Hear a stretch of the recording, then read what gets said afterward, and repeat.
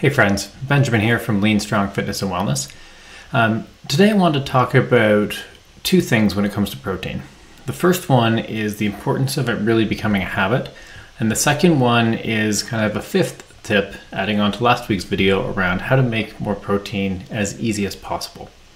So the first one is when it comes to making habits, we know that there needs to be a cue, a routine, and a reward. The cue is the thing that triggers the habit cycle, the routine is what you do, and the reward is the reward, plain and simple. So the easiest example that I use to remember this habit loop, because it needs to stay top of mind in order to break and build habits, is when you wake up and you need to pee in the middle of the night. The cue is you walk into the bathroom and it's dark. The routine is you slap the light switch on the wall. The reward is you have lights. It's always this three-step process. So when it comes to bringing more protein into your diet for all the benefits we talked about, it's really important to keep this cue, routine, reward in place. And for a lot of us, what's holding us back from our nutrition goals or our health goals is the fact that we already have existing habit pathways. And you could think of these as like a really well-paved highway. It's like the 407 but without tolls. It's just the easiest way to get there every single time, and our body always wants to default to it. And that's why we feel that resistance when we're trying to make a change.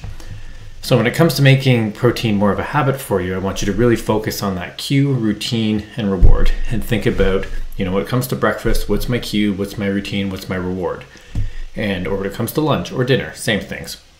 And then you think, where can I start to add on to this loop? The cue for breakfast is probably going to be you woke up and you're hungry. The routine is you have probably the same breakfast you've been having for years.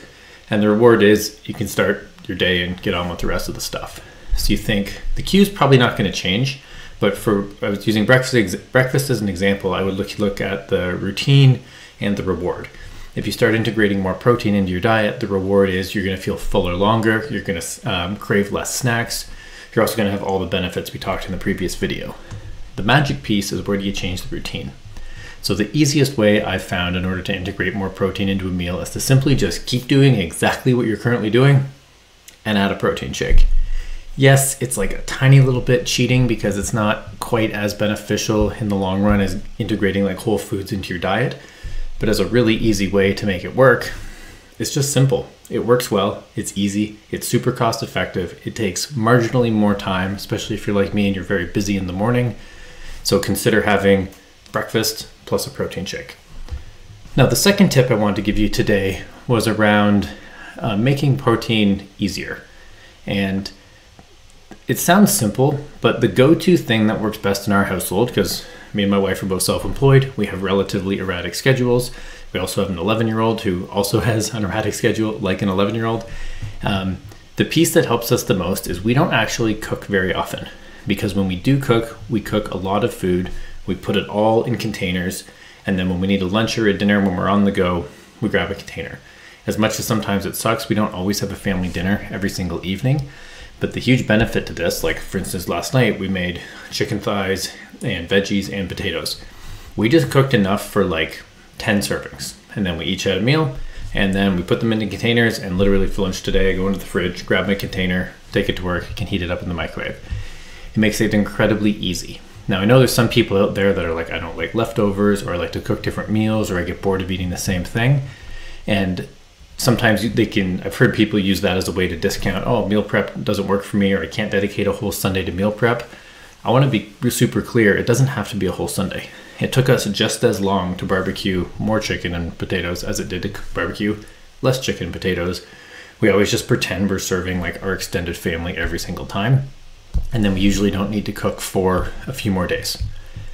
Now, if you're also somebody who likes to have some variety in their meals, a really good approach to this is to just cook a couple different things. So if you cook lots of food on a Monday and it's meal A, and then you cook again on, let's say, a Wednesday, it's meal B, you cook again on a Thursday and it's meal C, you're still going to have some leftovers that you can choose from. And if needed, you can always freeze stuff. Now, what I find funny is, to me, this sounds like a really, and probably to you too, it sounds like a really obvious step. Oh, I'll just make extra and put it in the freezer or put it in the fridge.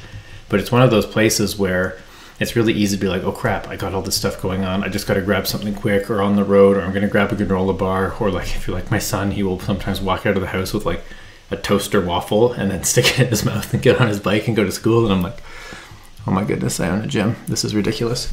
But it means that you're not having to reach for whatever's closest and what's most convenient, because top left of the fridge is always a handful of containers.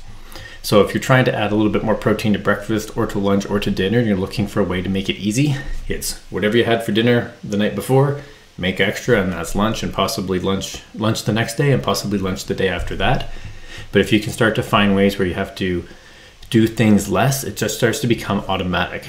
It obviously took time that I was like, oh, instead of a granola bar or a waffle, I'm going to reach for the meal.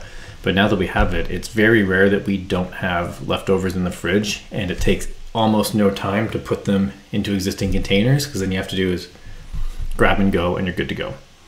So I wanted to keep it simple today when it comes to getting more protein in your diet, but I hope these 2 tips, adding a shake at breakfast to your existing thing, and cooking lots of food when you do cook so you've got leftovers for days, make getting a little bit more protein just a little bit more easy.